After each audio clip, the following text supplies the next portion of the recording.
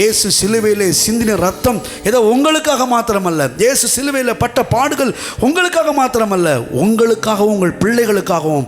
அதான் சிலுவைக்கு போகும்போது இயேசு சொல்லுவார், எனக்காக அழாதீர்கள், உனக்காகவும் உங்கள் பிள்ளைகளுக்காக அழுகுன்னு சொல்லுவார். ஏன்னா உங்கள் பிள்ளைகள் மேலே கர்த்தர் அக்கறை உள்ளவராக இருக்கிறார். நீங்கள் உங்கள் பிள்ளைகளை எப்படி நடத்த வேண்டும் என்று நினைக்கிறீர்களோ அதை விட கோடி மடங்கு நல்ல விதத்தில் உங்கள் பிள்ளைகளை நடத்த வேண்டும் என்று சொல்லி கர்த்தருடைய கண்கள் உங்களை விட உங்கள் பிள்ளைகள் மேலே கரிசனையாக இருக்கிறதுன்றேன். அதனால தான் பேசிகிட்டு இருக்காரு.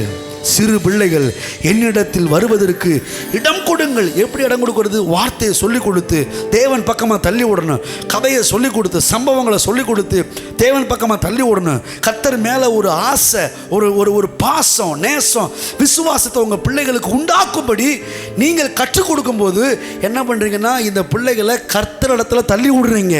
நான் சொல்கிறேன், கர்த்தர் அவர்களை தொட்டு அணைத்து கொண்டு ஹல்லேலூயா